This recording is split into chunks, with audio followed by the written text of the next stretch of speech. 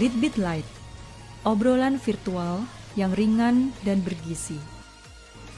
Mari saling sapa, berbagi cerita, bertukar gagasan, dan mendiskusikan isu-isu terbaru dan industri kreatif lainnya.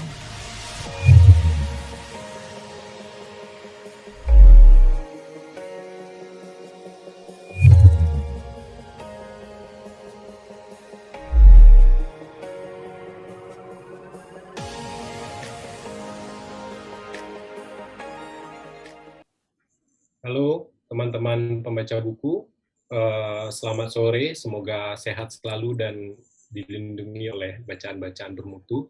Selamat datang di Agenda Litbit Light, sebuah perbincangan ringan dan bergizi tentang dunia buku dan industri kreatif. Setiap bulan, kami di Yayasan 17.000 Pulau Imaji mengangkat berbagai tajuk yang hangat dan relevan untuk kita perbincangkan bersama, dan kami mengundang para pembicara yang fasih di bidangnya masing-masing. Apakah perbincangan itu tentang sastra, komik, kuliner, film, arsitektur, atau berbagai produk kreatif lainnya, dan mengundang apakah itu penulis, penerjemah, sineas, ilustrator, atau para pelaku industri kreatif lainnya juga.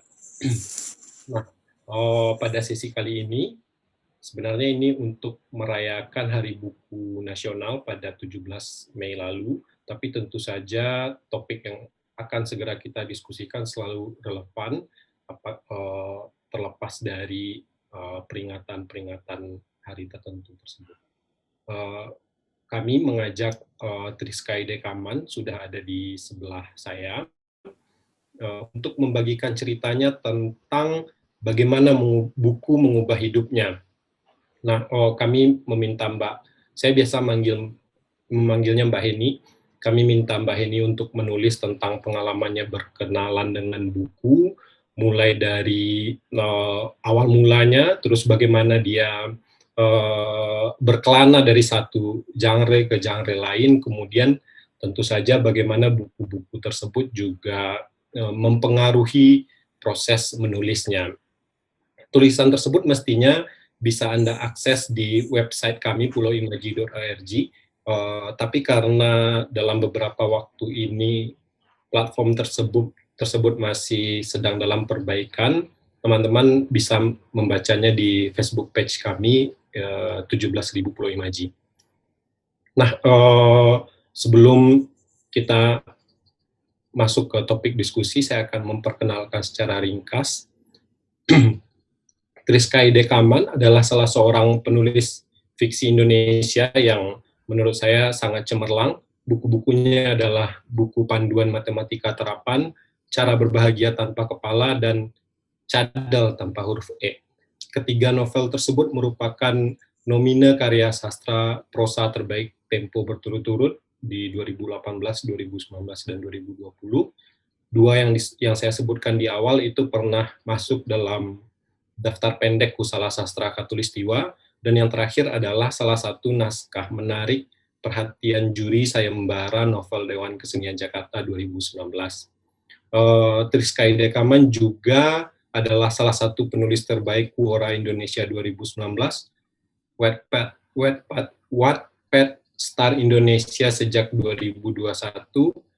Ia juga adalah penggemar balap mobil Formula One, dan teman-teman bisa mengunjunginya di Twitter atau Instagramnya Triskai Dekaman, atau mengontaknya secara langsung di triskaidekaman@gmail.com. Terkait dengan topik bagaimana buku mengubah hidup Mbak Heni, nah dasarnya adalah kita tahu bahwa sebuah buku itu sampai ke pembaca dengan cara yang berbeda-beda, dan sangat ditentukan oleh latar-latar tertentu, terutama latar belakang si pembacanya, apakah itu latar kultural, sosial, ekonomi, keluarga, atau bahkan lingkungan pertemanannya. Dan latar-latar tersebut sebenarnya mempengaruhi bagaimana si pembaca tersebut memaknai sebuah buku, atau bahkan menentukan mana jenis buku yang ia baca, yang ia beli, yang kemudian juga mempengaruhi aktivitas kesehariannya. Bahkan kita bisa katakan bahwa masing-masing pembaca membentuk bibliografinya sendiri. Oke. Selanjutnya saya akan segera meminta Mbak Heni untuk menceritakan pengalaman-pengalamannya dalam berkenalan dengan berbagai genre buku dan bagaimana hal itu membawanya ke dunia tulis-menulis. Halo Mbak Heni, sorry saya kepanjangan mukadimahnya. Ya, nggak apa-apa, Mas Farid. Ya, Halo semua. semoga sehat selalu Mbak Heni. Mungkin Mbak Heni bisa menyapa terlebih dahulu teman-teman di Yayasan 17.000 Pulau Imaji.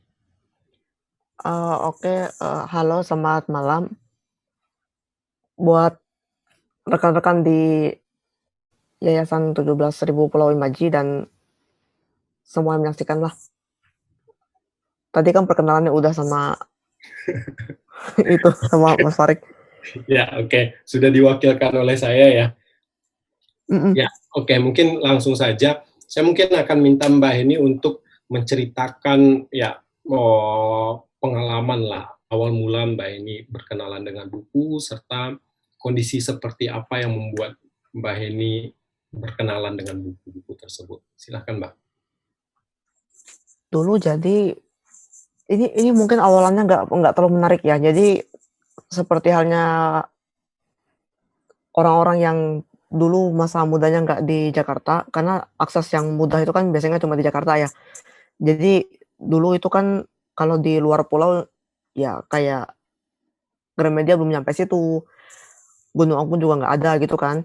Jadi kebanyakan tuh kayak buku datangnya cuman datang ke toko-toko yang biasanya jual koran, kalau bukan yang ada jual apa tuh, yang kayak buku TTS gitu-gitu. Ya. Jadi kayak semua tuh datang di situ, jadi apapun yang ada di situ aja yang bisa diakses. Itu kalau di luar. Tapi kalau di sekolah biasanya kan cuma ada buku yang dari zaman balai pustaka yang udah tua banget itu. Bukunya sering nggak lengkap juga kalau ada pun cuma satu, dan itu tidak pernah semacam diperkenalkan lah atau disarankan oleh para guru atau orang-orang dewasa yang ada di sekitar saat itu, sehingga anak-anak juga nggak tertarik lah untuk minjem dan mengakses perpustakaan. Jadi dulu tuh kayak perpustakaan kalau di sekolah tuh kayak pajangan aja gitu. Cuma cara aku mengenal buku mungkin aku sebenarnya detailnya agak lupa ya. Jadi dulu cuma ingetnya itu memang kadang-kadang baca majalah kayak Bobo gitu juga kadang-kadang doang. Cuma dulu ingatnya itu kayak dulu entah gimana bisa dapat buku yang kayak detektif tapi buat anak-anak, tapi bukan Sherlock Holmes gitu ya. Jadi itu buat kayak jadi dia cerita pendek tapi kayak dalamnya ada unsur teka-tekinya. Jadi kita diminta dia terus disuruh jawab pertanyaan, ada pertanyaan 1, 2 gitu. Pertanyaannya apa. Nah, ada tingkat kesulitannya juga tuh, ada mudah, sedang, ada sulit. Jadi kalau kita bisa jawab pertanyaan yang sulit, nah nanti skor kita kan jadi gede gitu loh. Dulu tuh bukunya kayak gitu, tapi lupa sih judulnya siapa, terus yang nulis siapa juga lupa. Cuma ingat itu kalau nggak salah terjemahan dari bahasa Jerman.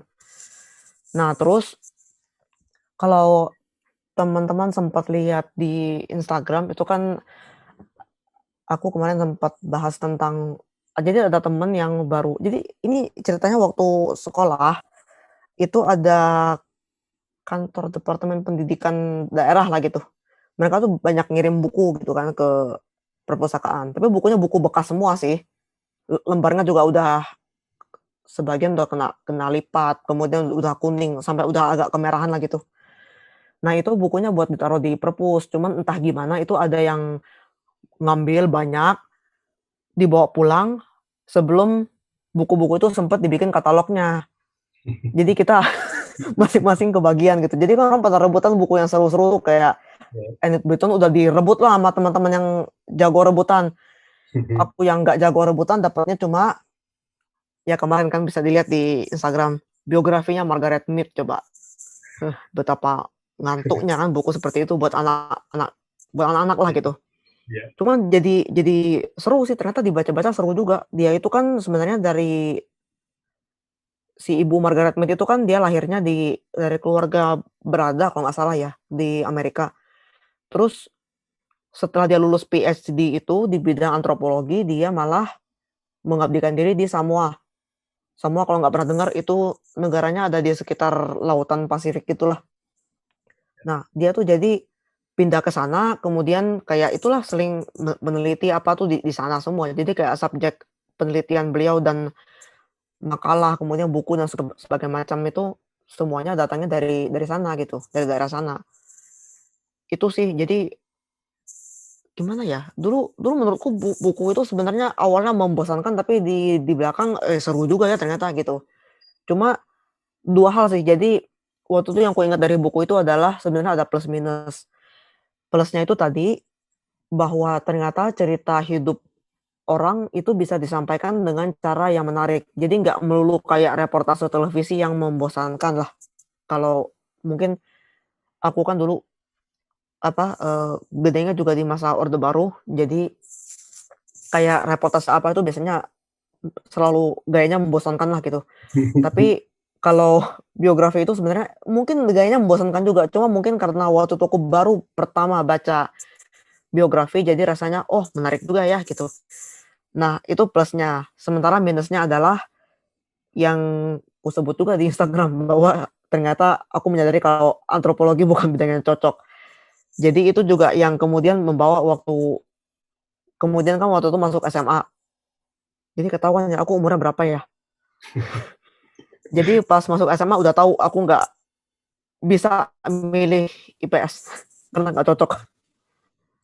Jadi berkat Oke. buku itu juga. Jadi sebenarnya kayak dari situ, eee, aku menangkap pengalaman bahwa setelah kita membaca suatu buku, kita bisa mendapatkan hal yang positif maupun hal yang negatif.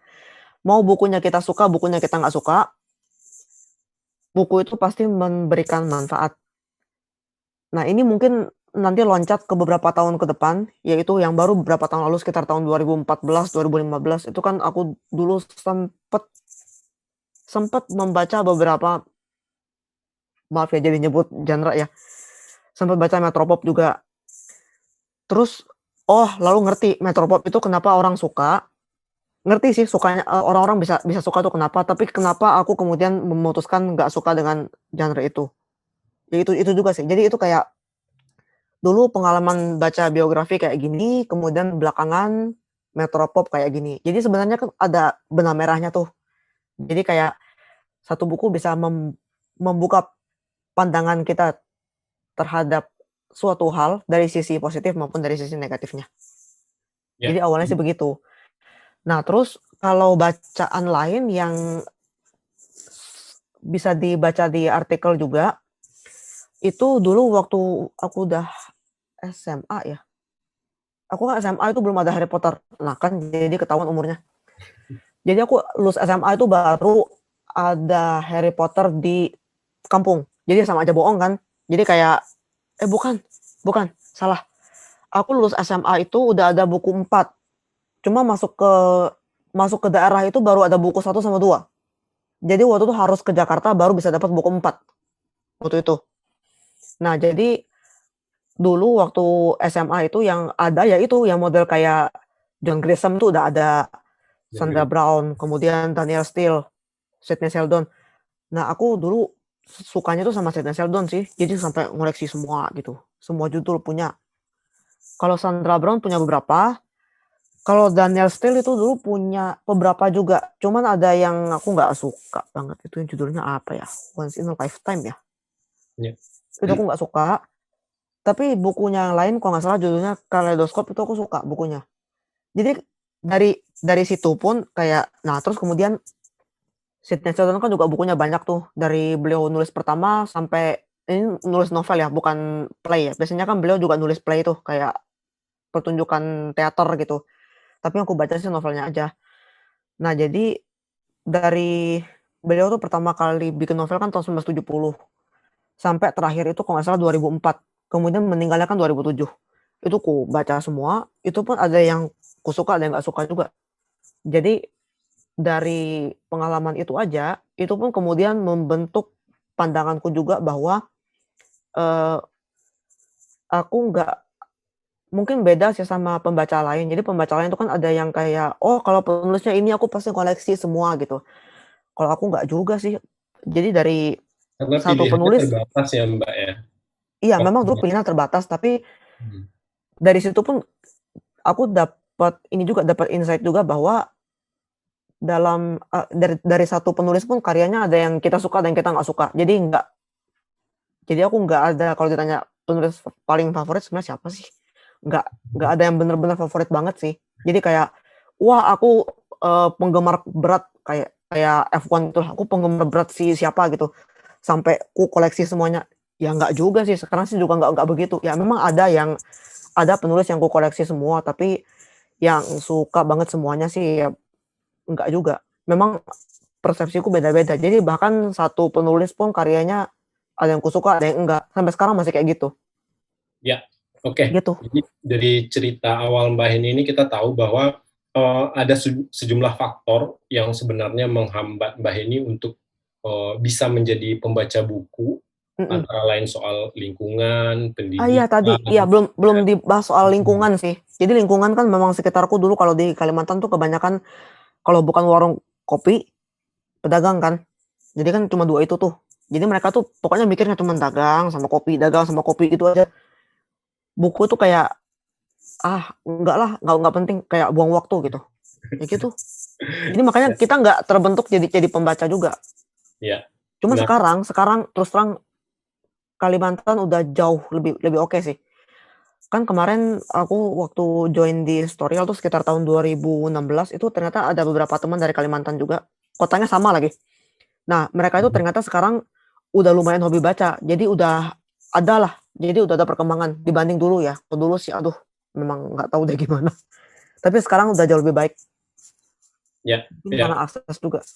ya. Mungkin 10 atau 20 tahun lalu kita nggak bisa membayangkan kondisinya seperti sekarang ya Mbak, akses Mhm, terhadap pengetahuan, akses terhadap buku yang bagus itu kayak apa sih kalau dulu-dulu. mhm, Kalau sekarang kita bisa menemukan itu dengan cenderung lebih mudah lah ya, ada di internet, iya, banyak review. Kalau dulu ya apa yang ada di toko buku Gramedia kalau mereka di kotanya punya Gramedia, atau ya lapak-lapak buku kecil itu yang pilihannya sangat terbatas, kita cuma punya 10 pilihan buku, ambil mhm, satu.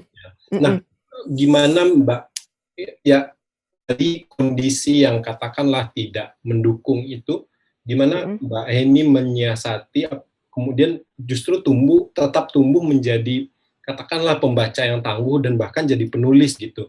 Gimana Mbak menyiasati itu, menyiasati masa muda dengan akses terhadap buku dan pengetahuan yang sulit itu? Dulu tuh sebenarnya ya tadi kalau aku baru pertama ke Jakarta itu tahun berapa ya? Tahun 90-an akhir. Hmm. Terus baru pindah ke sini tuh kan awal 2000-an juga kan.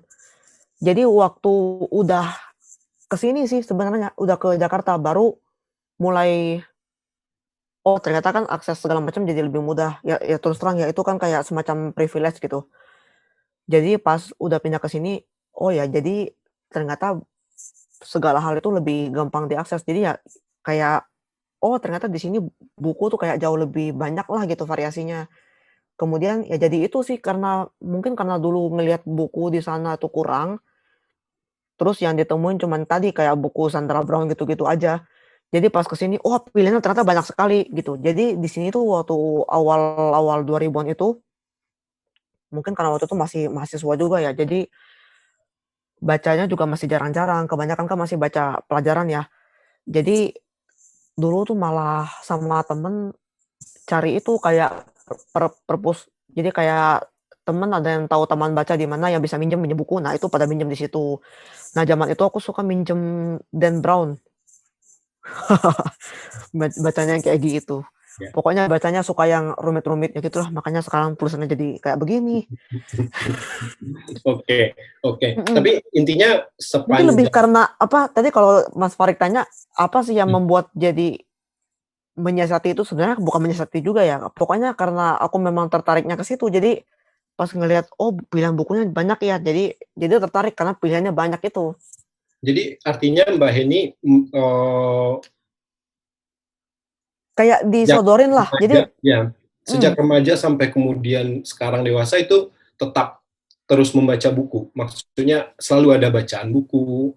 Tidak ada masa, misalnya aku kecil-kecil membaca buku, tapi pernah masa-masa remaja, kalau oh, masa bandel paham. biasanya itu aku agak terputus dengan dunia buku. Aku nggak mau baca buku lagi, dan aku menganggap ya kayak tadi, membaca buku itu pekerjaan yang sia-sia dan cemen, lebih baik motor-motoran gitu kan. Iya. Ya, Jadi ya tapi mungkin kalau yang ada membuatku bertahan juga karena itu. Jadi waktu tadi mundur lagi, jadi pas baca Sandra Brown dengan Sidney Sheldon itu kan genrenya banyak kan rumit, ada politiknya, kemudian thriller gitu kan. Hmm, Ada misterinya juga.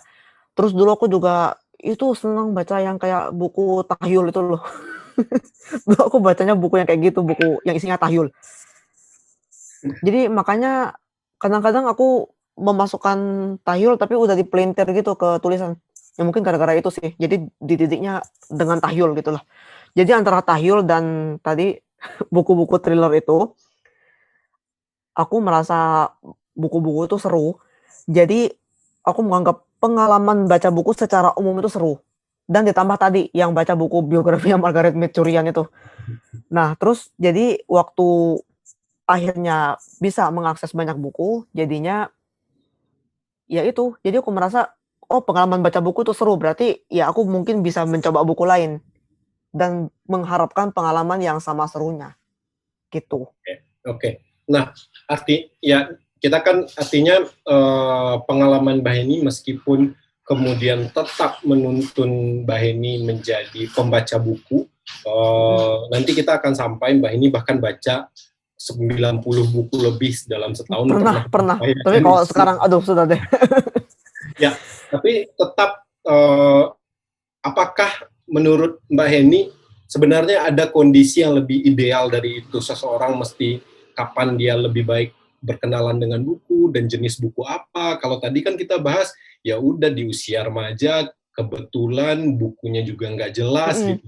Tapi sebenarnya kalau menurut Mbak Heni sekarang nih, ada nggak mhm. kondisi yang ideal, yang lebih ideal lah? Oh, harusnya kalau aksesnya bagus, kalau kalau kondisi perbukuan kita udah lebih baik, mestinya kapan orang-orang berkenalan dengan buku dan jenis buku apa mungkin.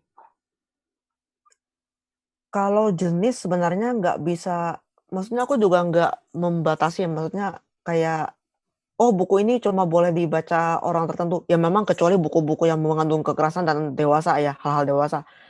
Tapi pada umumnya kan buku kayak contoh lah kayak non-fiksi itu kan sebenarnya kayak anak-anak pun kalau dia udah ngerti ya, dia baca juga nggak apa-apa kan. Ya. Sebetulnya yang sebenarnya aku setuju sih sama kata siapa sih waktu itu, J.K. Rowling atau siapa ya. Dia bilang kalau membuat orang senang baca buku, dia cukup menemukan buku yang tepat dulu. Jadi kayak dan mungkin gabung dengan kata-kata siapa yang aku juga lupa, kayaknya orang di GPU deh, editorku kayaknya. Dia bilang sebenarnya kayak buku itu kan cuma semacam pintu yang membawa kita ke pintu lain. Jadi kita misalkan menemukan buku yang tepat, yang kita suka, nanti buku itu mungkin mirip dengan buku apa, atau penulis itu pernah nulis buku lain yang judulnya apa. Nah, itu kan cara kita Ya. berpindah dari satu bacaan ke bacaan lain gitu. Jadi sebenarnya yang perlu membuat apa, yang diperlukan untuk membuat seseorang senang membaca kan sebenarnya buku yang pas buat dia. Jadi buku yang sesuai dengan minat dia atau buku yang sesuai dengan apa yang dia butuhkan saat itu. Nah, Hmm. tadi tadi kebetulan memang ada teman yang juga lagi bahas itu sih di grup WhatsApp. Kami kan sama-sama dulu ketemunya di Storyal. Jadi ya itulah dulu ketemunya sama-sama penulis lah gitu. Jadi tadi kebetulan memang ada yang baru nanya di sana, sebenarnya gimana sih cara membuat orang yang udah dewasa nih, jadi dia nggak suka baca buku, kemudian gimana cara kita membuat dia senang baca? Tadi sih kujawab kalau dia misalkan kita mau mendorong supaya dia senang baca, mungkin kita dorongnya itu dengan cara kita, cari tahu dulu atau gali dulu orang itu minatnya ke topik apa sih, atau mungkin bisa jadi dia sukanya dengan siapa. Misalnya dia mengidolakan Michelle Obama, contoh. Jadi dia bisa nih kita mulai perkenalkan dengan biografinya Michelle Obama. Atau mungkin dia kepengen tahu gimana caranya orang kayak ini istilahku aja ya, misalnya kayak orang berdarah campuran kayak Steve Jobs, kok dia bisa sukses. Nah, itu mungkin orang bisa diarahkan ke biografinya Steve Jobs yang dibikin sama Isaacson misalnya, gitu. Jadi kan, eee, apa sih yang diminati orang itu, nah itu kita bisa bisa coba masukkan dia ke dunia buku tuh dengan cara begitu. Jadi kita lihat minatnya dan kebutuhannya apa. Tapi sebenarnya jangan dipaksa juga karena memang ada orang yang pada dasarnya buat dia mungkin membaca tuh sulit, misalnya orang disleksia misalnya, atau orang yang merasa, ya itu memang dia kekeh nggak mau baca. Nah itu juga juga susah sih terus terang. Tapi, ya itu kita bisa mencoba dengan cara begitu. Dan kalau kita lihat sekarang di media sosial, kan udah banyak klub-klub baca tuh. Ya, Nah ya. itu klub baca walaupun sebetulnya kalau kulihat juga prinsipnya bermacam-macam, ada yang aku setuju dan ada yang aku nggak setuju juga. Nah itu bisa kalau kita memang berniat kepengen coba baca buku, nah itu kita bisa masuk lewat mereka itu. Tapi ya itu balik lagi, karena menurutku nggak semua klub baca itu atau klub apapun ya, kayak klub buku, klub baca lah. Nah itu nggak semua komunitas kalau kulihat bisa memberikan semacam rasa nyaman diterima, Ya. atau keterbukaan atau rasa aman. Nah itu yang sebetulnya kalau klub-klub itu misalnya misalnya teman-teman mau mendirikan klub baca atau klub buku, nah itu sih yang perlu diperhatikan juga. Jadi kalau mau mengajak orang-orang bergabung kemudian apa, ikut menumbuhkan minat baca, kemarin juga kita baru lihat salah satu teman penulis kita kan, Theodora Sarah Abigail itu kan dia baru nulis tuh di Twitter-nya. Jadi, kok sekarang membaca rasanya jadi seperti beban. Nah itu kalau kita mau membuat klub-klub semacam itu ya jangan jadikan membaca itu semacam beban. Jadi kayak, oh memang memang ada sih, beberapa bookfluencer yang rajin banget bikin review gitu kan. Tapi itu jangan lantas bikin orang-orang yang baru kepengen belajar baca buku atau belajar mencintai buku terus merasa jadi terbeban, "Oh jadi aku harus begini." Ya enggak juga sih. Itu sih mungkin yang perlu diperhatikanlah oleh teman-teman yang membuat komunitas atau klub. Jadi Ya. sebenarnya kayak teman-teman yang mungkin belum belum membaca ya, maksudnya belum belum hobi membaca tapi kepengen coba membaca, nah itu bisa coba lewat klub-klub itu. Nah cuma tinggal dipilih aja nih kira-kira klub mana yang rasanya cocok lah, atau mungkin temen saya udah masuk klub ini, coba kalau aku ikut sama dia gimana gitu. Kan kalau kalau kulihat banyak tuh yang terseret-terseret begitu tuh di gerakan One Week One Book, mungkin Mas Farid pernah dengar. Mhm. Aku One belum Week One pernah. Book itu singkatannya OWOB, One Oke. Week One Book. Ya. Itu get member-nya, wah buset itu. Militan ya? Bukan militan juga, jadi mereka tuh kayak 1 minggu 1 buku kan, jadi mereka nanti dilombain, semacam dilombain lah, nanti siapa yang terpilih nanti di-repost sama miminnya di Instagram. Nanti dari Mhm. situ dia bisa tuh nyeret teman-temannya, "Eh buku ini bagus loh," gitu, kayak gitu. Itu seru juga. Nah jadi kalau yang sukanya dengan gaya member get member, nah itu bisa coba itu. Ya, ya. Atau yang kalau suka yang gayanya kayak kita mau lihat nih apa sisi kebudayaan yang bisa kita gali dari bacaan kita. Nah itu bisa ikut yang kebab misalnya.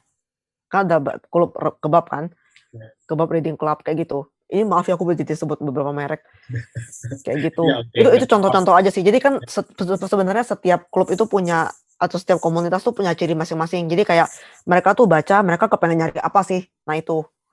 Jadi itu tinggal Ya. disesuaikan aja.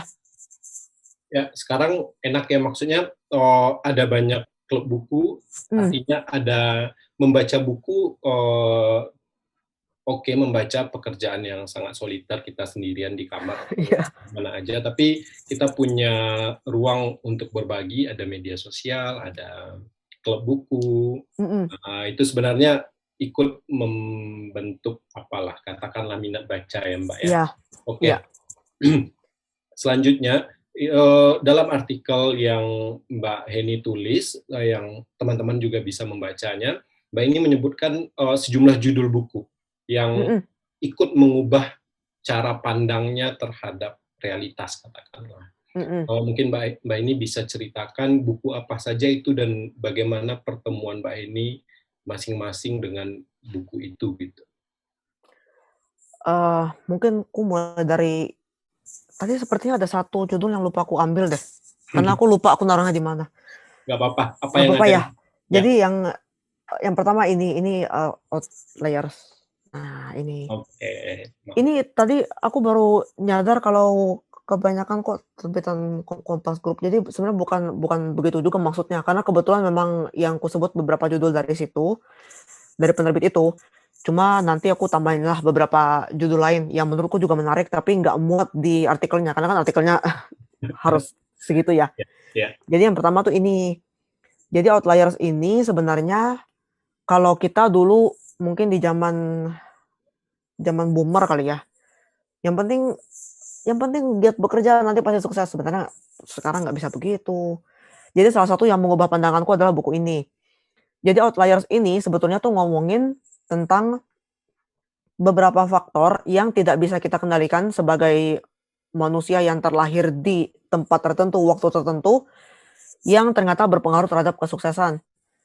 Nah, ini contohnya kayak di sini mereka di sini Gladwell menyebutkan antara lain misalnya kalau atlet tertentu baseball kalau nggak salah, itu kok kebanyakan yang sukses lahirnya bulan Januari.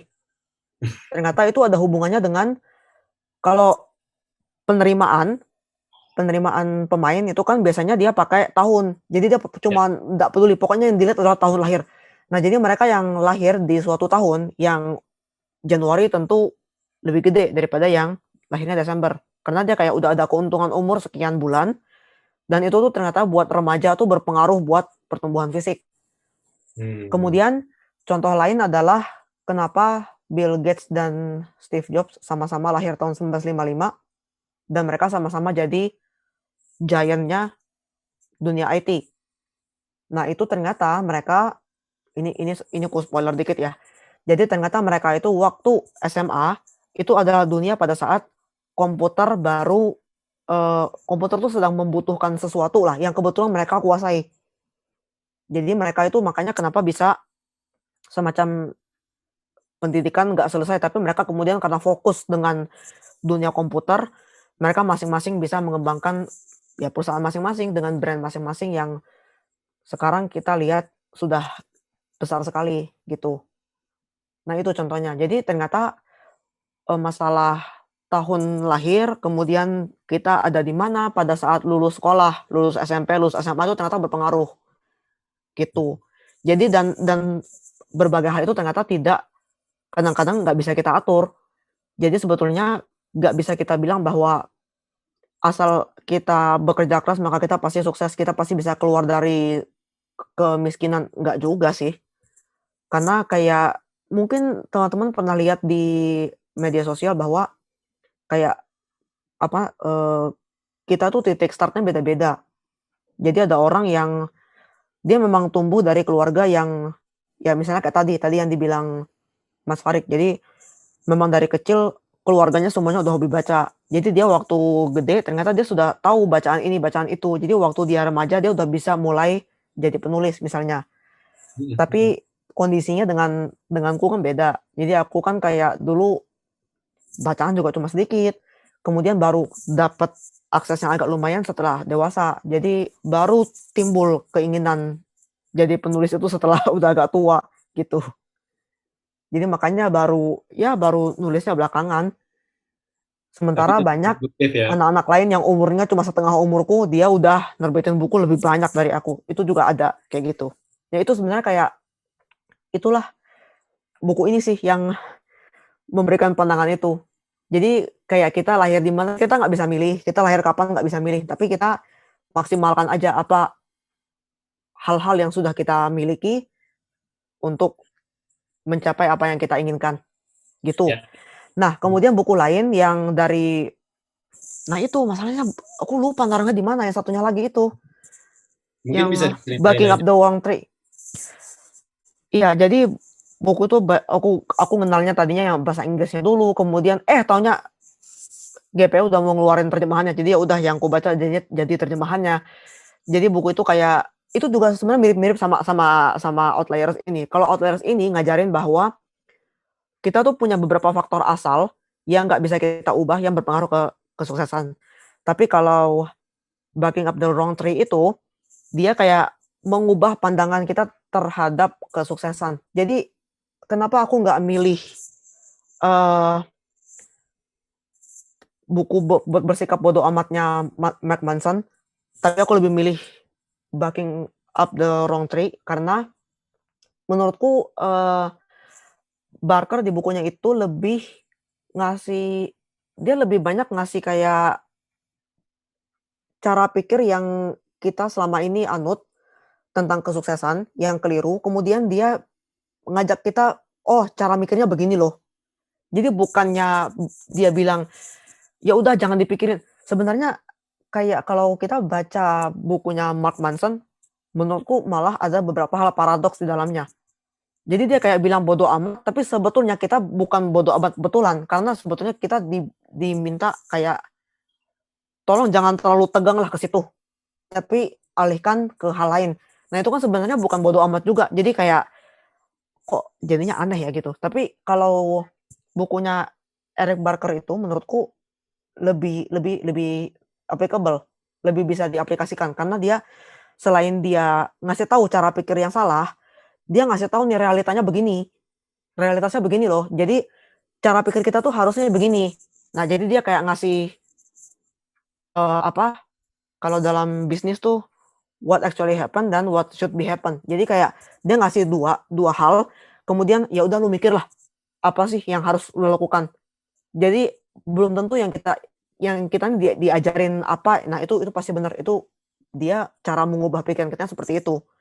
Jadi bukannya langsung bilang, "Ah jangan dipikirin," tapi kok malah nyuruh mikirin yang lain gitu, itu enggak, jadi lebih realistis lah menurutku. Nah, itu yang non fiksi. Ya. Kalau fiksinya, aku mulai dari yang berat dulu deh, buku ini bukunya gede, Waduh, nih, ini buku ini sebenarnya jujur aku belum baca sampai habis karena bacanya puyeng. Jadi buku bisa ini buat adalah Angel Pizzo itu. ini sebenarnya cerita berbingkai. Jadi ceritanya si S itu, jadi ini kan dia isinya adalah buku ini kan, Ship of Theseus. Hmm, Tapi di dalam buku ini ada jangan sampai jatuh nih, banyak isinya. Isinya tuh modelnya kayak gini. Jadi di dalamnya tuh kayak ada dua orang yang ngobrol. Nah itu tuh, kan ada tinta ungu, tinta merah. hmm, Nah, ini sebenarnya juga coretan, gambar orang. Terus di sini ada kartu pos, gambar monyet. Kemudian ini kayak ada tulisan-tulisan lagi. Jadi ini ceritanya di tahun, aku lupanya tahun berapa, tahun 70-an apa ya. Jadi kan buku ini katanya, ini sebenarnya buku fiktif juga sih, buku bohongan. Ini yang kemudian membuatku nulis buku fiktif juga di cadel itu. Nah, jadi inspirasi salah buku satunya dari dalam sini. buku ya. Ya, jadi ini kan sebenarnya dibuat desainnya seolah-olah ini adalah buku perpustakaan. Jadi kalau kita lihat di sini tuh ada tulisannya tuh mana ya kameranya? Nah, itu. Ya. Jadi kan kayak Oh, perpustakaan tuh terbitan gitu ya. 1949. Ya. Di belakangnya pun ada kayak gini. Oh, orang bekas Ada minjem ya? capnya, ini orang bekas minjem. Tuh. Jadi tanggalnya tuh Lucu, lucu. 1969, Ya. 1976, 76, 80, 86, 88, 89, 93, 2000. Gitu. Jadi ini kayak dibikin seolah-olah ini benar-benar buku, tapi di Hmm. dalamnya ada orang, ya karena dulu zamannya analog semua kan. Jadi orang tuh ngobrol. Jadi si cewek sama si cowok ini, si Jennifer sama si Eric, itu ngobrolnya lewat tulisan. Iya, Jadi iya. ceritanya salah satu dari mereka itu adalah mahasiswa yang lagi ngambil buku ini sebagai bahan tesis. Ya, Lalu yang ya. satunya itu jadi dia kayak diskusi nih, jadi berdua. Menurutku buku ini begini-begini loh. Jadi dia itu kayaknya udah mati deh. Dibunuh. Dibunuh, tapi bukan. Kok dia bukan dibunuh, dia hilang. Lalu mereka ngobrol lah di situ tentang si PM Straka ini kan penulis fiktifnya nih. Ya, ya. gitu. Gitu. Oke. Jadi karena dia di dalamnya ini banyak banyak macam barang-barangnya, kemudian aduh sampai amburadul begini. Ini menarik sih. Jadi kadang aku mau lihat, Meta-narasi gitu ya. Dia bentuk-bentuk fiksi itu kayak gini, iya. Nah itu yang pertama. Kemudian yang lain lagi itu adalah ini sebenarnya aku waktu itu juga mirip kejadiannya sama si bukunya Eric Barker itu juga, aku juga tahunya ini dari versi Inggrisnya, pas mau baca udah keluar bahasa Indonesianya. Dan kebetulan GPU juga. Jadi udah yang aku baca Indonesianya, ternyata bukunya aneh. Kok dalamnya kayak puisi. Dalamnya kayak begini. Kayak begini. Oke. Nah, dalamnya kayak begini nih. Ya, ya. Ini jadi sebenarnya kategorinya novel loh padahal. Tuh, kelihatan nggak? Novel Ya, kan? ya. Novel, tapi dalamnya kayak gitu. Kayak puisi. Ternyata puisinya bersambung. Gitu. Jadi Ya. ini sebenarnya novel atau puisi? Tanda tanya. Kalau di sini entahlah orang menganggapnya apa. Lalu kayak Kusala Sastra itu kan dia bedain tuh prosa sama puisi. Tempo juga gitu, dia bedain prosa sama puisi. Nah, buku ini masuk mana nggak tahu deh. Nggak tahu lah, udah terserah lah. Kayak gitu. Jadi Menolak ya, menolak dikasih hadiah dia bukunya. ini lebih ke kalau kalau aku bilang membuat jurinya marah sih. Seperti istilah sering aku pakai, membuat jurinya marah. Ya. Jadi buku-buku ini sebenarnya membentuk persepsiku juga bahwa nah, sama satu lagi yang nggak aku masukin ke artikel. Karena aku baru ingat. Ini bukunya, Bom. Mungkin kalau pernah dengar, ini buku terbitan Nora Mizan. Jadi buku ini tuh dia sebenarnya cerita tentang petualangan orang Amerika membuat bom atom. Dan bagaimana mereka ketakutan setengah mati terhadap Jerman, takutnya Jerman juga bikin bom, yang ternyata Jerman tidak berbuat apapun. Jadi mereka tuh sempet, wah kayaknya Jerman bikin bom deh, lalu mereka sampai ketakutan sendiri, akhirnya mereka bikin bom yang sangat powerful dan menghancurkan Jepang. Tapi di saat yang bersamaan kemudian mereka membuat Jerman menyerah dan ternyata setelah diperiksa Jerman tidak berprogres apapun terhadap bom. Jadi itu sebenarnya isi bukunya sih. Nah buku ini tuh kalau kita bacanya sebenarnya non fiksi kan. Jadi ini cerita tentang Perang Dunia II, tapi gayanya itu kayak baca thriller. Gitu. Jadi semua buku yang tadi aku sebut itu ada kesamaannya kan, yaitu mereka mencampurkan. Ya. Justru mereka bermain-main dengan genrenya ya. Maksudnya mereka punya kesadaran. Genre dan bentuk, ya. Jadi kayak tadi si ini kan sebenarnya kayak dia itu memainkan kritik sastra dan kayak romance sebenarnya. Karena kan dua orang itu akhirnya jadian gitu. Dua orang yang ngobrol di dalam sini tuh akhirnya jadian. Jadi dia memainkan itu. Sebenarnya kayak kritik sastra, kemudian dia campur detektif, dia campur romance gitu kan. Gitu. Lalu Tapi kayak ini dia gimana? menyadari bahwa dia Iya, membuat jadi fiksi sebenarnya dalam fiksi ya. sebenarnya satu buku itu nggak mesti melulu berisi satu hal aja. Ya. Jadi kayak dulu aku tahunya biografi ya kayak biografi dulu memang aku sempat tersasar sih kayak dulu sebenarnya sempat kepengen nulis biografi sebetulnya sejujurnya ya. Dulu awalnya kepengen tuh pertama kali timbul keinginan pengen nulis itu tadinya pengen nulis biografi atau non fiksi tadinya. Makanya aku tadinya tuh penulis jurnal ilmiah gitu. Terus kemudian aku pas baca beberapa biografi kemudian kesel. Karena ya antara dia menggurui atau ternyata menurut tadi buku ini, dia itu memang lahir dari keluarga sukses. Jadi dia tinggal nerusin. Nah jadi, ya kemudian aku menyadari bahwa dengan buku-buku tadi, jadi yaitu buku ini, kemudian buku ini sebenarnya non fiksi ya, dan ini tadi, ini kan fiksi nih. Jadi sebenarnya kayak fiksi non fiksi itu sebenarnya bukan nggak melulu harus terpisah. Mereka tuh sebetulnya kayak bisa gabung. Jadi semacam fiksi yang menarik itu mungkin mengandung beberapa hal non fiksi dan non fiksi itu jadi tidak membosankan kalau dia diatur gaya bertuturnya seperti fiksi gitu. Jadi sebenarnya dua ini tuh saling melengkapi, bukannya saling yang satu lebih unggul daripada yang lain. Karena kan ya memang sejujurnya dulu aku juga sempat berpikir bahwa non-fiksi itu lebih unggul daripada fiksi. Sempet sih, sempet ada masa-masa kegelapan kayak gitu. Cuma kemudian, ya itu tadi waktu 2014 apa ya, itu kan teman ada yang "Coba lu baca ini baca ini baca ini." Akhirnya waktu itu aku sempet mulai baca fiksi itu dari Metropop tadinya, sama Young Adult. Kalau Young Adult itu kadang aku masih baca sekarang, dan itu lebih ke buat lucu-lucuan sih. Jadi kayak seneng-seneng aja buat baca itu. Terus, ya jadinya aku coba baca itu, kemudian ada juga baca yang model-modelnya kayak zaman dulu tuh kan ada kayak pernah dengar itu nggak Mas Farid, Kicau Kacau? Bukunya Indra siapa tuh? Indra Herlambang. Nah, buku yang model gitu. Jadi tuh kayak dia cerita tentang slice of life, tapi dia gayanya kayak fiksi, tapi sebetulnya tuh non fiksi. Cuma gayanya menarik gitu. Nah, dulu sempet aku baca yang kayak gitu, kemudian baca Metropop, baca yang adult. Kemudian lalu ya timbul semacam nggak puas lah. Kemudian mau balik ke thriller lagi, tapi kok thriller ada yang agak-agak gimana juga gitu. Lalu yang menarik juga sebenarnya yang baru mulai ku banyak explore itu tahun 2016 ya. 2015, 2016 itu baru mulai ngenalin banyak penulis lokal dari situ. Jadi waktu itu mulai baca, ya yang waktu itu lagi rame itu kan siapa ya? Lupa ya.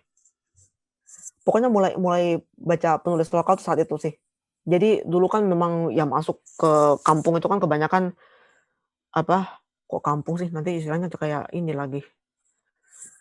Pokoknya masuk ke kota kecil itu kan kebanyakan kayak penulis luar lah, penulis luar yang diterjemahkan. Tapi kalau waktu itu sejak 2015, 2016 itu aku mulai menemukan ternyata banyak penulis lokal juga yang karyanya oke gitu. Dan memang nggak langsung sih, maksudnya kayak waktu itu tahun 2015 ketemunya tuh kayak buku tahun 2010, 2011 juga ada, gitu. Tadi sampai di mana ya? Oke. Ya udah itu aja. Kalau buku yang campur-mencampur kayaknya cuma itu deh.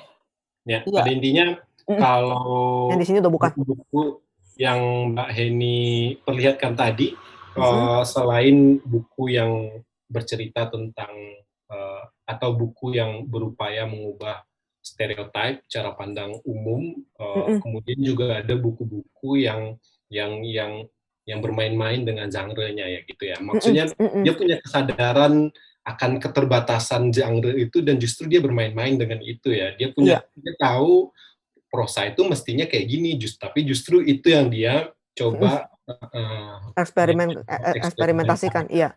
Ya, kayak enjambmennya dia turunin, atau yang tadi dia sadar bahwa dia non fiksi tapi dia justru memasukkan gaya bertutur yang lebih fiksional gitu kan. Iya. Ya. Nah, kita tahu Mbak Heni sudah punya 3 novel, dan dari 3 itu kita juga melihat bahwa Mbak Heni adalah jenis penulis yang tidak takut bereksperimen atau bermain-main dengan bentuk tadi. Dan tentu saja itu adalah ya apapun lah intensi personal, tapi yang jelas itu adalah buah dari bacaan-bacaan Mbak Heni tentu saja ya. Nah mungkin Mbak Heni bisa ceritakan apakah Mbak punya buku spesifik mungkin yang sangat mempengaruhi penulisan masing-masing buku itu. Misalnya buku panduan matematika terapan itu yang sangat menjadi inspirasi ini gitu. Iya. Ada nggak Mbak kira-kira? Ada sih. Tapi ya itu tadi ada yang kelupaan diambil juga. Pokoknya kalau dari matematika itu yang jelas buku ini sih. Ini mungkin udah ada yang tahu karena udah pernah aku bahas juga. Ini Insiden Anjing. Kalau judul Indonesia orang Indonesianya biasanya taunya judulnya adalah Insiden Anjing. Jadi buku ini kan sebenarnya kayak judul babnya kan, nah itu kalau judul babnya 67. Kemudian bab berikutnya nomornya 71. Nih nggak kelihatan, 71. Jadi dia kasih judul pakai bilangan prima, gitu kan. Jadi yang salah satunya matematika itu datangnya ide bentuknya itu dari sini. Cuma matematika sebetulnya datang idenya itu juga banyak dari buku non-fiksi lain, yang sebetulnya kalau aku ambil banyak banget. Jadi, Hmm. matematika itu malah yang referensinya paling banyak. Jadi aku Hmm. dulu malah pakai bukunya Prof. Ian Stewart. Jadi beliau itu kan prof matematika lah. Nah, itu sampai aku beli berapa biji ya waktu itu bukunya, sampai beli waktu itu kan sempat ke London. Jadi Hmm. sampai borong bukunya. Ya ampun. Ya buat dibaca gitu. Jadi sebenarnya aku bacanya nggak sampai habis juga sih. Jadi kayak baca bagian-bagian yang aku anggap penting aja buat tulisan itu. Jadi aku bacanya dari buku-buku beliau. Aku juga baca, aku lupa tadi judulnya apa tuh, pokoknya buku numbers-numbers gitu, terus ada From Zero to Infinity juga, itu buku terbitan tahun 1960 kalau nggak salah. Waktu itu aku udah baca tuh pas aku baca tuh udah edisi 50 tahun. Oke. Itu udah edisi 50 tahun. Jadi dia kayak ngomongin angka 0 datang dari mana, angka 1 dari mana, angka 2 dari mana. Nah itu jadi kayak berpengaruh juga. Kemudian dari sisi medisnya aku pelajari bukunya Oliver Sacks yang Seeing Voices. Itu jadi matematika itu sumbernya banyak. Memang banyak buku yang kemudian kugabungin jadi matematika. Mungkin beberapa orang merasa matematika itu bentuknya agak, "Oh ini kayak dipaksakan seperti kayak non-fiksi banget." Ya mungkin mungkin karena itu. Tapi kemudian, waktu di buku-buku berikutnya, aku mengupayakan ya mungkin karena udah lebih terlatih juga ya mungkin. Jadi hasil riset nggak melulu plok masuk semua ke tulisan. Nah untuk Hmm. kepala itu aku waktu itu sebenarnya idenya inspirasi dari sini, ini salah satunya, Lincoln in the Bardo. Ya. Ini kan kalau nggak salah tahun berapa tuh ya, menang Man Booker kan ini, buku ini. Jadi buku ini kan sebenarnya ceritanya kayak di antara di alam barzakh mungkin ya. Jadi si anaknya Abraham Lincoln yang meninggal, itu ngomong dengan beberapa orang. Ya istilahnya kayak ngomong dengan setan, ngomong dengan malaikat gitu, atau dengan orang mati yang barengan matinya dengan dia, ya itu. Jadi salah satu inspirasinya kepala dari situ. Dan satunya lagi dari sini, masih ada hubungannya sih sama kematian juga. Kelihatan nggak? Nah, Kelihatan. From Here to Eternity. Oke. Ini bukunya Catherine Dafty. Catherine Dafty ini istilahnya apa ya kalau di Indonesia? Kalau di Amerika tuh istilahnya mortician. Jadi beliau tuh pakar kematian istilahnya.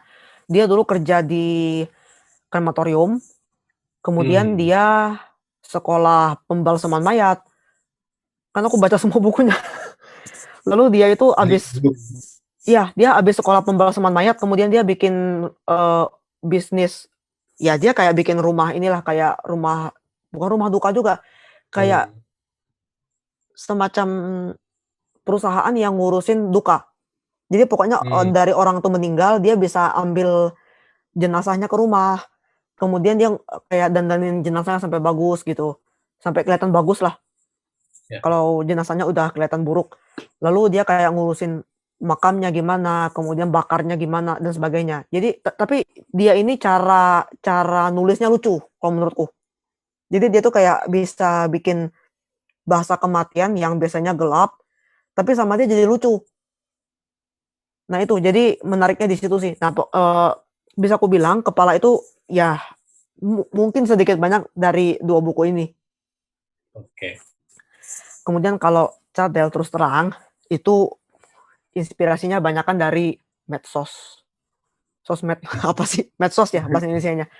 Ya. Iya, jadi dari medsos dan dari 2 buku ini. Ini bukunya, dari penulis yang sama, Pak Eko Endarmoko. Oke. Kebetulan warnanya juga kuning, lucu kan? Jadi, ini sebenarnya kayak ngomongin remah-remah bahasa, yang ini, kemudian yang ini ngomong polisi bahasa. Jadi, dua-duanya itu ngomongin tentang fenomena bahasa sebetulnya. Jadi, waktu itu, karena cadel itu yang datang duluan, idenya itu adalah bentuknya, yaitu lipogram tanpa huruf E. Jadinya aku merasa perlu melihat, apa ya, kayak apa sih fenomena yang atau apa sih faktor-faktor yang menggerakkan bahasa. Jadi aku merasa waktu itu perlu membaca 2 buku ini dulu. Ya. Kameranya di sini, ya. Jadi perlu membaca 2 ini sambil mengamati perilaku manusia Indonesia di internet, terutama di Twitter.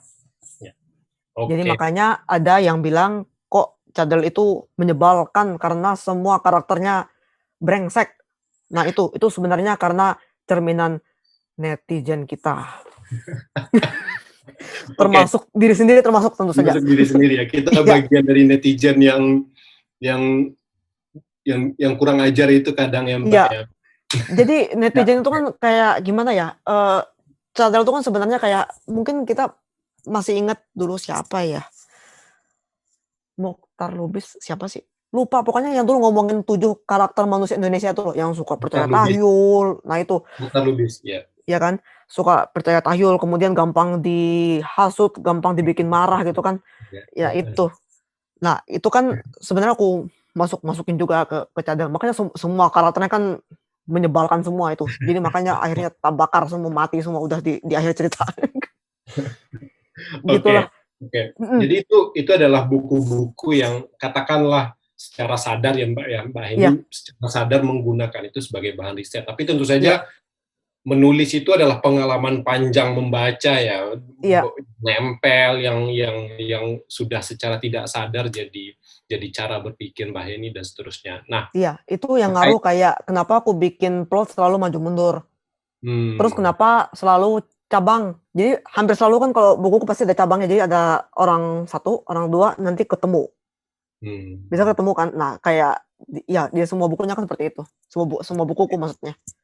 Oke. Nah, itu juga dengan itu, terkait dengan yang barusan, sebagai pembaca dan sekaligus penulis, apakah Mbak Heni memisahkan? Misalnya, mana buku yang, ini akan saya baca sebagai hiburan saja, atau ini hanya bacaan untuk menambah wawasan, pengetahuan, dan lain-lain, dan ini adalah kelompok buku yang ingin saya pelajari dengan detail, dengan lebih tekun, karena dia akan jadi bahan untuk proyek penulisan selanjutnya. Mbak ini apakah melakukan pemisahan itu, atau gimana, jenis yang seperti apa ketika memilih buku? Jadi mungkin ini bisa agak panjang ya, muka-muka ada waktunya. Jadi aku sebenarnya nggak memisahkan banget. Pokoknya yang penting kalau aku biasanya berminat dengan satu buku ya minatnya pasti antara 2 sih, antara ini memang aku tertarik untuk senang-senang, atau memang ini pengen buat aku pengen coba lihat cara nulisnya gimana. Mungkin bisa aku pakai gitu. Jadi memang pada dasarnya kan aku tertarik dengan suatu buku karena 2 faktor itu biasanya. Jadi kalau pemisahan yang aku lakukan sebenarnya lebih ke gimana ya, jadi biasanya kan kalau kita mau nulis, kita tahu dulu nih apa yang mau kita tulis. Ya. Lebih ke gitu kan. Jadi kalau memang udah tahu mau nulis apa, biasanya aku ya kalau membacanya buat kebutuhan ya udah, jadi yang dibaca itu udah dengan sadar ini bacaan sesuai kebutuhan. Jadi ya sebenarnya kayak kalau tertarik, kalau membeli buku atau memilih buku, ya itu tadi aku nggak memisahkan. Pokoknya aku tertarik pasti karena 2, karena kalau bukan dipelajari tekniknya ya memang pengen senang-senang. Jadi kan antara 2 itu. Jadi waktu membeli bukunya biasanya kan aku juga seperti pembaca yang lain, aku juga hobi menimbun. Jadi timbunanku juga banyak. Jadi waktu membeli buku pokoknya antara itulah, yang penting tertarik dulu. Entah tertarik yang mana nih nggak tahu. Tapi nanti waktu baca ya memang kupisahkan. Nah contohnya kayak dulu pernah waktu ikut yang membuatku jadi menang di Wattpad kemarin itu kan salah satunya itu kan cerita yang bentuknya pilih sendiri petualanganmu. Itu tadinya buat belajar nulis itu aku pakai bukunya Mbak Intan Paramadita yang Gentayangan. Tapi sebelumnya, jauh sebelum itu dulu ya tadi kan yang sempat ku sebut karena bacaannya dulu suka baca yang horor-horor itu, yang horor tahyul gitu. Dulu aku sempat baca R.L. Stine juga. Jadi sempat baca tuh yang R.L. Stine punya buku yang pilih sendiri apa tuh? Pokoknya pilih sendiri petualangan mautmu gitulah. Jadi yang ujungnya mati lah, yang ujungnya muter-muter dan sebagainya, atau ujungnya benar terpotong-potong. Nah itu jadi sudah familiar dengan itu. Jadi karena di kepala masih ingat lah. Jadi pas baca bukunya Mbak Intan udah kebayang nih bentuknya tuh kayak gini. Cuma jadi, Oh, lebih ngerti lah tekniknya. ya. Jadi memang waktu itu kayak gentayangan itu kubaca buat memang karena mau nulis Pilih Sendiri Petualanganmu. Sejujurnya ya, gitu. Oke. Kalau yang ya kayak ini misalnya buku ini tadi, ini kan aku nemu bukunya jadi bukunya kan terbitnya udah lama, tapi Mm-mm. aku baru nemunya waktu pas proses nulis matematika. Jadi memang ini dengan sadar dibaca untuk riset, gitu. Jadi ya memang tiap buku beda-beda, tapi aku waktu membelinya nggak dipilih, tapi waktu membacanya ya dipilih, gitu kira-kira. Ini aku mau tanya, cuma sebenarnya ini keluar topik, Mbak. Ini Nggak apa-apa. penasaran aku aja. Mbak ini Mhm. sebelum menulis si buku panduan matematika, udah Mhm. aktif menulis di Wattpad sebelumnya atau di platform Di Storyal sih, kalau di Storyal? Wattpad malah belakangan, iya. Tapi Storyal itu formatnya belum novel ya, novel yang dibayangkan dalam bentuk buku, tapi cerita-cerita yang lebih bersama Novel juga, cuman, novel ya? itu nasibnya kurang beruntung. Oke. Karena Iya, jadi harusnya matematika bukan buku pertama tadinya. Tadinya pengen oke. nerbitin satu buku lain tapi nggak jadi, akhirnya matematika jadi yang pertama, dan sampai sekarang buku itu belum terbit juga, Yang mana yang sisa yang di Storyal Storyal. ini? Iya, Oke. tapi Storyal lama sih, bukan Storyal yang sekarang. Sekarang kan Storyal udah ada premium kan. Ya, Kalau dulu kan masih gratisan gitu. ya. Mhm. Dan belum sepopuler sekarang ya Storyal Iya waktu itu ya. iya, masih kecil Awal lah dulu. Mhm. heeh. Tahun-tahun berapa itu, Mbak? 2010, 16, 2016, 16, 17. 2016, Iya. ya. Dulu tuh malah sebetulnya 16, 17 aku mungkin memang nggak berbakat populer kali ya. Dulu teman-teman udah pada ngetop gitu, bukan ngetop ya, bukan ngetop banget juga, tapi tulisannya lumayan banyak yang bilang, "Oke oke, keren," gitu. Tapi aku kok kayaknya nggak menemukan diri sendiri di situ. Nah, dari situ sebetulnya kepikiran nulis matematika. Oke. Gitu sih sebenarnya awalnya ya. Jadi matematika tuh tadinya cuma iseng, taunya malah kecebur ke sana. Ya. Kecebur ke sebelah sana terus, jadi ya kayak ke cara berbagai tanpa kepala, kemudian cadel, gitu. Jadi yang ke platform sebelah sini malah nggak keurus. Malah enggak ya. Iya. Ya. Karena agak unik kan. Maksudnya kalau aku sebagai pembaca buku, aku melihat Mbah Heni itu kayak kayak meteor datang tiba-tiba, orang-orang tidak tahu. Karena kalau misalnya Intan Paramadita, siapa AS Laksana, siapa Prosais kita lagi Dea, sampai yang paling muda, Mhm. orang-orang biasanya baca dia di koran-koran dulu kan, kayak Kompas, Tempo, terus Iya tiba-tiba mereka ngeluarin buku. Nah, iya. tapi Mbah Heni justru tiba-tiba novel dan terus langsung Itu eksperimental dan kemudian dikenal orang gitu, pembaca itu lah. mungkin karena itu juga, karena bacaan yang membentuk waktu muda juga. Jadi aku tidak ya memang ada sedikit penulis lokal ya, yang lahirnya bukan yang lahir, yang dibesarkannya tidak dengan cerpen koran. Jadi aku malah tidak mengenal cerpen koran. Kemudian kayak cerpen di kawanku, di Bobo apa itu, aku tuh nggak tahu.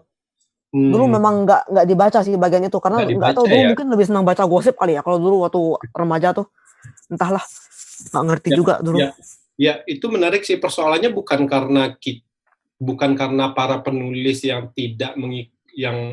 yang tidak akrab dengan cerpen koran ini tidak mau, tapi karena akses terhadap itu juga terbatas kan. Maksudnya Mhm, nggak semua orang tahu ada cerpen-cerpen bagus di koran minggu, katakanlah kayak gitu.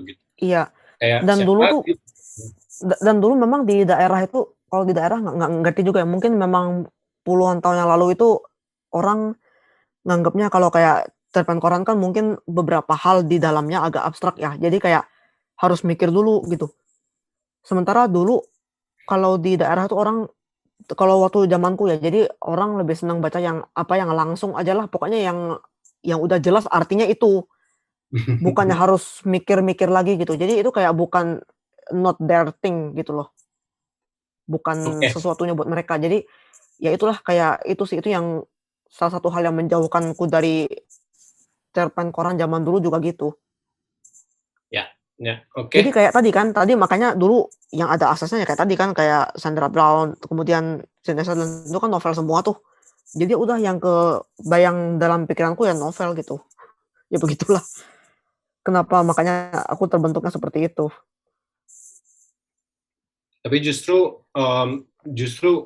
semakin banyak semakin banyak pintu masuk, harusnya pilihan-pilihan estetikanya juga kalau bisa lebih beragam ya Mbak ya. Maksudnya Iya, tidak harus melulu melewat institusi yang katakanlah ajak kayak koran atau kampus sastra atau iya, sekolah menulis yang itu kan udah kayak terinstitusi, dan mau tidak mau sadar tidak sadar ada standar-standar tertentu yang membentuknya gitu loh. iya. Terutama kayak standar bentuk sih. Ya, ya. Kalau kayak cerpen koran kan bentuknya harus ya karena memang sempit juga ruangnya kan, harus 1000 sampai 900 sampai 1500 kata. Jadi dengan jumlah kata segitu, bentuk apa sih yang bisa diharapkan? Ya kayak gitulah kita kalau ngomong pesimisnya. Tapi kalau novel itu kan kayak sebenarnya yang novel yang aku baca yang terjemahan itu juga bentuknya standar-standar aja kok. Mereka tuh kan cuma kebanyakan main di plot twist kalau novel zaman dulu. Dan kalau Sidney Sheldon dulu kan hobi banget main Deus Ex Machina. Jadi waktu ceritanya selesai tiba-tiba dor langsung semua dibunuh. Loh kok jadi begini ceritanya? Kan mereka kebanyakan main dengan itu. Nah, Ya. terus mungkin hal yang membentuk kenapa bentuk-bentuk tulisanku juga begitu, mungkin lebih ke sebetulnya aku tadi kan yang sempat aku sebut, aku kebanyakan tuh sebenarnya baca non-fiksi juga. Jadi kayak bentuk-bentuk apa yang ada di buku-buku non-fiksi itu semacam kok orang jadi mikirnya ini adalah milik non-fiksi, ini adalah miliknya fiksi. Jadi kan kayak terpisah gitu. Jadi aku coba gabung-gabungin. Kayak matematika itu kan sebetulnya bahasanya memang ruwet kan. Sengaja itu sih. Memang karena soal Olimpiade matematika kan ruwet semua tuh bahasanya. Sampai saya juga nggak ngerti waktu baca-baca dulu. Ya gitu. Kok jadi ini ya, jadi ngomongin aib sendiri. Nah, kemudian kayak kepala, kalau kepala itu kan dia ada 5 bagian yang bisa dibaca bolak-balik. Nah, itu sebenarnya karena tadinya aku udah pernah nulis cerita yang modelnya Pilih Sendiri Petualanganmu. Itu kan sebenarnya kayak cerita yang di Wattpad itu kan tadinya aku tulisnya tahun 2017. Nah, itu dengan kepala itu aku mau coba membuat variasi dari Pilih Sendiri Petualanganmu, tapi yang bentuknya lebih sederhana gitu. Nah, sebenarnya kenapa aku bikin seperti itu, karena kalau orang membaca konvensional secara berbagai tanpa kepala itu, ini sebenarnya terus terang baru dengar dari pembaca lain tadi pagi. Jadi kalau dia baca secara konvensional atau dia baca dari depan ke belakang, mungkin dia jengkel duluan. Dia jengkel duluan nih sama bagian 1. Sebenarnya menjengkelkan itu kan bagian 1. Bagian 1 itu ini kenapa sih kok kayak langsung penuh berdarah-darah gitu kan. Atau mungkin dia sebel kalau dia mulai dari 2. Tapi kalau dia mulai dari 3 misalnya. 3 itu kan ada penjelasan kenapa. Jadi alasan kenapa bagian 1 dan bagian 2 terjadi itu ada di 3 sebetulnya. Jadi 3 itu kayak penghubung semuanya. Jadi kalau orang mulai dari 3, itu perasaan mereka akan berbeda waktu mereka membaca 1. Jadi Oke. itu sih kayak dibalik. Jadi kalau kita kayak kita nih, kalau kita misalkan ngelihat tetangga kita orangnya kok begini ya, tanpa kita tahu cerita latar belakangnya kan kita mungkin akan men-judge berbeda dengan kalau kita tahu latar belakangnya. Jadi ya itu kayak sebenarnya sih bagian 3 itu yang penting sih. Dia posisinya ada di mana waktu dibaca. Jadi kalau 3 itu dibacanya duluan, mungkin orang lebih mengerti kenapa si karakternya kok bego bego ya, bego kemudian menjengkelkan gitu, kok kepalanya malah mau dipotong. Lalu tapi kalau kita bacanya mulai dari 1, kita langsung jengkel duluan sama dia, kenapa nih orang bego banget. Beda dengan kalau kita baca 3 dulu, kayak gitu. Jadi itu sih variasi yang coba aku bikin. Jadi kayak itu sebenarnya kayak dari beberapa buku non-fiksi juga kan. Jadi kayak non-fiksi itu kan kayak dia jelasin, saya melakukan ini. Jadi kayak kita lihat di biografi tuh, jadi waktu kecil tuh saya begini, ini yang membentuk sikap saya begini begini misalnya. Itu waktu itu kan kayak yang saya baca yang kubaca di biografinya Pak Andi Noya bukan ya? Ada tuh biografinya beliau. Nah dia tuh kan kayak secara nggak langsung ngomong kenapa, apa sih faktor-faktor yang membentuk ketegasannya dia dalam bersikap gitu kan, itu. Ya kayak gitu. Jadi kayak oh Mbak, kalau kita mengerti latar belakangnya ya begini. Jadi itu yang coba aku masukin ke fiksi gitu. oke. Itu sih. Aku ada pertanyaan kepo lain nih, pertanyaan Iya. kepo. Maksudnya nggak berkait-kait banget dengan topik kita, tapi ya Iya iya, nggak apa-apa. penasaran aja. Iya Apakah pekerjaan rutin Mbak Heni itu iya, berkaitan dengan dunia buku nggak? tidak. Tapi Tidak. berkaitan dengan membaca. Apa?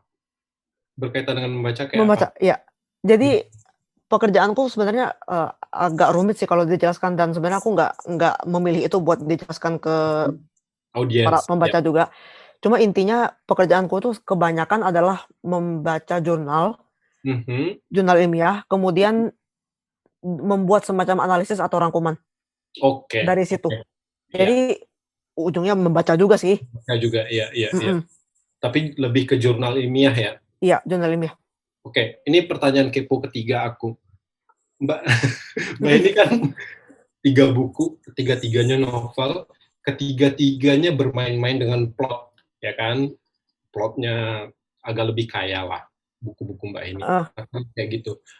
Mbak ini tertarik nggak nulis genre lain? Cerpen, cerita yang lebih pendek misalnya, atau puisi bahkan, esai bahkan, suatu saat atau pernah membayangkan?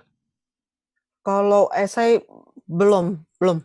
Memang pernah kebayang nulis esai F1 tapi belum sanggup. Kalau yang Esai lain, balap mobil. Nggak, oke, belum. ini Dulu menarik tuh. waktu itu pernah kepengen tapi aduh gimana ya, kenapa bahasaku jadi kayak orang gila gitu, tapi enggak. Mungkin aku belum cukup bisa memberi jarak sih. Tapi menarik itu Mbak, aku misalnya baca esai-esainya Sabda Armandio tentang games gitu kan. Mhm, Maksudnya sebelumnya aku nggak bisa bayangin games bisa aku baca gitu sebagai sebuah pengetahuan budaya katakanlah kayak mhm, gitu. Biasanya games kan cenderung stereotip orang umum lah ya nganggap itu ya mhm, permainan, ya udah dia sebatas permainan. Tapi kan ternyata mhm. video bisa membawanya ke wilayah ya, kajian budaya gitu. Nah, Iya. bisa jadi mungkin F1 ini juga juga Iya itu mengambil. waktu itu pernah pernah sih kepikiran mau mau nulis tentang apa ya, waktu itu kayaknya pas habis baca ulang Outliers, Mhm. kemudian jadi pengen mengkaji tentang pembalap F1 dan pekerjaan bapaknya. Waktu itu pernah tapi kemudian pandemi, nggak jadi. Lalu tiba-tiba ya itulah kayak muncul kepanikan dan jam kerja jadi kacau sih terus terang. Jadi Jadi berantakan ya, iya, ini iya. makanya kenapa di banner aku tulis penulis kurang dari separuh waktu ya. Jadi dulu memang bisa dibilang waktu buat nulis lumayan lah, tapi kalau sekarang sebagian besar waktu buat kerja. Jadi agak Oke. susah lah gitu. Mbak Tapi ini. aku nggak Mhm, bilang enggak ya. Jadi kayak cerita pendek kan terus terang aku pernah coba. Jadi mhm. mungkin ada yang pernah baca Homotopus itu yang di Intersastra. Mmm, Itu cerita pendek yang panjangnya sekitar 2.900 kata sih, jadi bukan bentuk konvensional juga. iya, iya. Itu tadinya pernah dimuat di e-book, e-book-nya Mhm, dijual di Google Play tapi kemudian ku-stop, lalu mmm. masukin ke Intersastra itu dan ternyata dimuat. Lalu aku juga pernah masukin cerita pendek ke Petra kan, Klub Petra yang Oh, tentang sepak bola itu, oke, oke. tentang sepak bola. Tapi Jadi belum belum belum dalam format buku ya, Mbak, ya? belum. Mmm, Aku mhm. merasa nggak bisa nulis cerita pendek dengan baik sih, karena mungkin lebih banyak ditolaknya ya. Jadi kalau ngirim-ngirim tuh hampir selalu ditolak. Oh, Jadi oke. kadang aku merasa gimana ya, sebenarnya sedikit banyak publik kita itu masih menilai dari koran, menilai eksistensi Standarnya dari ya. koran. Jadi kalau Standar belum cerpen pernah koran itu ya, kalau standar belum cerpen pernah koran dimuat sangat ini kita ya, sangat mhm, mempengaruhi kita ya, Mbak, ya? Mhm. iya. Jadi bahkan sampai menurutku beberapa orang yang dia sebenarnya kayak gatekeeper di tempatnya masing-masing. Sebenarnya kan kayak ya itu kan kayak penerbitan koran, kemudian penerbitan buku dan sebagainya macam. Itu kan pasti ada penjaganya lah istilahnya. Mereka tuh masih Mhm, kalau kulihat kiblatnya masih banyak ke koran. Media daring itu mmm. belum.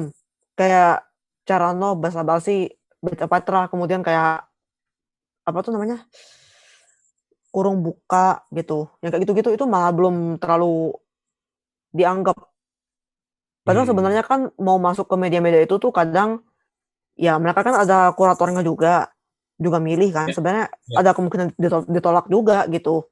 ya. Tapi kok itu nggak terlalu dilihat, dan dilihat itu harus yang koran gitu, dan harus koran yang itu kah? Ya Ya, menurutku sih publik kita masih seperti itu ya. Jadi kadang-kadang, itu sedikit kadang membuatku merasa agak inferior sih. Ya itu sebenarnya kayak perasaan yang kadang-kadang timbul lah.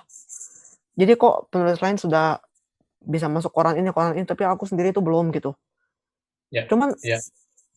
cuman ya gimana, mungkin ya tadi mungkin balik ke awal, tadinya aku di platform kan, di platform itu aku bisa dibilang nggak pernah ada yang dulu kan kalau kalau kita lihat teman-teman di Wattpad Manifest itu kan sering tuh cerita, "Oh aku diajakin penerbit," gitu kan. Aku dulu enggak, itu dulu yang hampir terbit itu malah aku yang ngirim sendiri. Jadi istilahnya aku nggak pernah di naskah daring tuh nggak pernah dipinang lah istilahnya gitu. Jadi kebanyakan tuh apapun aku cari sendiri, lebih kayak gitu. Nah kalau yang matematika kan dari jalur lomba jadi beda lah. Tapi kebanyakan aku apapun cari sendiri Oke, iya, gitu. ya. Iya, Tapi kalau menurut aku sih, ya kita sedang ada di masa transisi aja ya. Maksudnya memang pernah halaman koran itu menjadi iya. satu-satunya ruang publikasi selain buku. Kemudian dia karena satu-satunya menjadi terlalu terinstitusional, tidak kemudian media sosial muncul, internet Nah itu berkembang. sih, itu yang mereka kadang, nggak terlalu belum terlalu menerima juga kalau aku lihat ya.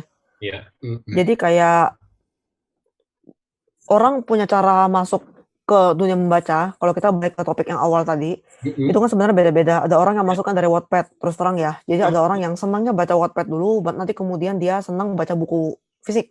ya, ya, Jadi cara masuk orang, eee, semakin banyak cara masuk sebetulnya kan semakin baik. ya, Tapi itu dalam oleh beberapa pihak itu dianggap sebagai cara masuk yang istilah kasarnya hina, atau cara masuk yang nggak banget gitu. Tapi nah itu sebenarnya kayak itu adalah hal yang lucu juga kalau tadi balik balik ke inspirasi cadel, yaitu temanya apa bukan tema, karakter netizen dan karakter orang Indonesia pada umumnya. Orang Indonesia itu kan biasanya standarnya ganda ya, termasuk diri sendiri. Jadi, di satu sisi mereka tuh kayak, "Oh, minat baca kita kurang, jadi kita harus meninggalkan minat baca." Begitu orang masuk bacanya lewat jalur A, jalur B, dibilang, "Kamu bukan pembaca betulan, karena kamu belum baca ini." Atau penulis yang masuknya dari jalur A, jalur B, jalur C, dibilang, "Kamu belum penulis anu, karena belum pernah dimuat di sini." Gitu. Ya itu sih, itu pokoknya karakter manusia Aduh, Indonesia aduh. banget lah. Iya, iya. Kok jadi ngomongin kejelekan? Nggak apa-apa, nggak apa-apa sesi gibah. Oke, ini ada satu pertanyaan dan ini mungkin pertanyaan terakhir untuk Mbak Heni. Mhm, mhm, Ya, lanjut sebenarnya berhubung dengan apa yang barusan Mbak Heni bilang. Saat ini kita, terutama Mbak Heni, kita sudah punya akses yang katakanlah lebih terbuka terhadap keberagaman jenis bacaan tadi, apakah itu iya, buku, koran, Wattpad, dan lain segala macamnya. mhm, Nah, bagi Mbak Heni sendiri itu iya, gimana Mbak Heni bersikap atau gimana mestinya kita bersikap di hadapan kekayaan atau keberagaman bacaan itu tadi yang sebenarnya sangat berlimpah, kemudian banyak ragamnya, banyak genre-nya dan seterusnya. Gimana Mbak Heni ingin bersikap dalam memilih bacaan, dalam menyaringnya, dalam apa ya dan seterusnya. eee, menurutku kalau kita sudah dihadapkan dengan banyak pilihan semacam itu, kita jadinya ya kita jadi punya lebih banyak cara buat masuk, yang tadi. Jadi cara masuk ke dunia membaca itu seperti apa, atau mungkin kalau dalam konteks apa ya, dari sisi kan sebenarnya kita bisa melihat ini dari sisi pembaca maupun penulis ya. Jadi Ya, pembaca itu mungkin, kalau dari sisi pembaca kita bisa gimana ya, kayak kita tuh mungkin sekarang kita bisa lihat ada banyak, penulis yang tadinya mungkin nggak kebayang kalau mereka itu bakal bisa nulis. Misalnya kayak, orang dari ras tertentu, atau orang dengan apa, identitas seksual tertentu, identitas gender tertentu, atau orientasi seksual tertentu. Nah itu jadi kita memang memang perlu membaca dari penulis-penulis seperti itu untuk memperkaya wawasan kita. Jadi mungkin selama ini kita kita kan selama ini memang dari dulu memang sampai sekarang pun kita dibentuk oleh narasi yang ditentukan pemenang atau narasi orang-orang yang mayoritas. Jadi membaca minoritas itu perlu dan nah cuma kita jangan sampai membuat itu membuat, semacam beban buat kita. Jadi yang penting adalah kita membaca apa yang membuat kita berminat terlebih dahulu. Nah, kalau kita mementingkan minoritasnya atau segala macamnya, ya itu boleh, itu sebenarnya pilihan kita kan. Jadi yang penting adalah kita karena udah banyak sekali pilihan, jadi kita sekarang sudah punya banyak sekali kriteria untuk masuk ke bacaan mana yang mau kita mulai. Jadi kayak tadi, kalau kita memang kepengen, tahu narasi yang selama ini tenggelam, kita bisa mulai dengan membaca minoritas. Ya. Tapi kalau kita memang betul-betul ingin senang-senang, ya mungkin kita nggak usah memperhatikan itu deh. Kita baca apapun yang menarik minat kita. Nanti begitu kita rasanya, oh kok ini begitu kita baca sesuatu nih, misalnya baca buku, kemudian kita merasa kok narasinya sangat kolonial ya, atau mungkin narasinya kok kayak merendahkan perempuan atau mungkin merendahkan minoritas dan sebagainya, mungkin kita bisa cari buku lain yang meng-counter itu. Jadi kita bisa lihat dari banyak cara atau banyak sudut pandang. Nah, ini sebenarnya penting dari sisi penulis juga. Jadi kalau kita misalnya juga kepengen nulis nih misalnya, sekarang pilihan sudah banyak sekali, bentuk juga sudah banyak sekali, tinggal digabung-gabungkan saja. Karena kalau kita misalnya nulis dari satu genre saja atau mungkin satu bentuk saja, itu kayak ya kita jadinya KW kesekian dari penulis yang sudah sekian puluh tahun atau sekian ratus tahun yang lalu. Jadi sekarang ini sebetulnya apa yang ada itu adalah gabung-gabungan semua kan. Jadi gabungan dari penulis-penulis lain atau dari buku-buku lain yang sudah pernah ada gitu. Jadi sebenarnya antara menulis dan membaca, menurutku sebenarnya ya sama, kita perlu lihat dari banyak sumber, kemudian nah nanti itulah mungkin para penulis juga, itu kan sebenarnya tugasnya penulis ya untuk menggabung-gabungkan apa yang belum ada atau mungkin mengadakan apa yang belum ada gitu. Gitu sih. Jadi kalau, gimana kita harus bersikap sebenarnya aku nggak terlalu kepengen mengatur-ngatur juga karena itu kan masing-masing orang. Jadi jangan sampai pertama itu jangan sampai membaca itu dianggap sebagai beban, dan yang kedua dengan banyaknya pilihan kita bisa masuk dari berbagai kriteria. Jadi kita tinggal milih kriteria mana yang kita mau pakai sebagai standar kita untuk memilih bacaan. Gitu sih.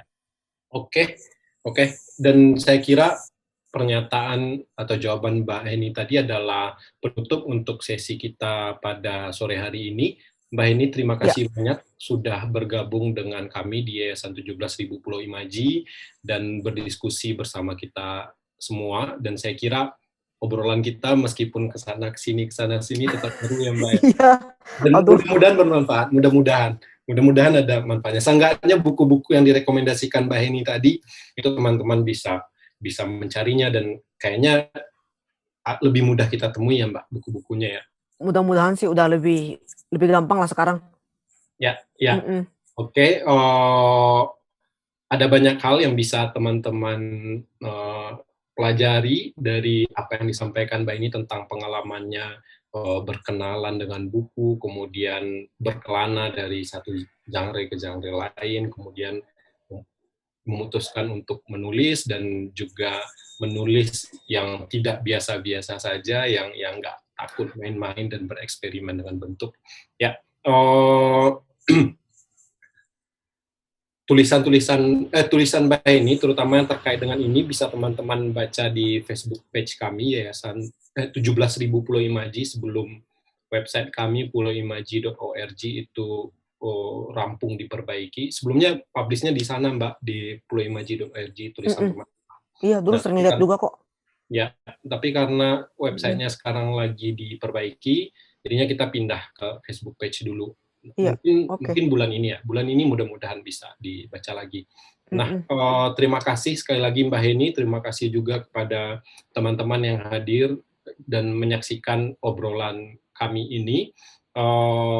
Ikuti media sosial kami di Pulau Imaji untuk mengupdate program-program kami, baik Litbit Light, Sedang Baca Apa, dan program-program lainnya.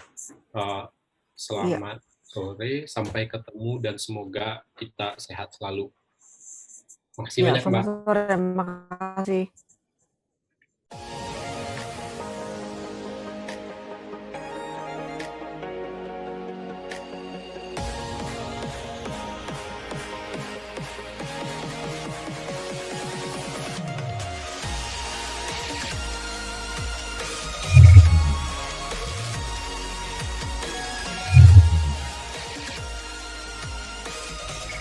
Litbit Light, obrolan virtual yang ringan dan bergizi. Mari saling sapa, berbagi cerita, bertukar gagasan, dan mendiskusikan isu-isu terbaru dan industri kreatif lainnya.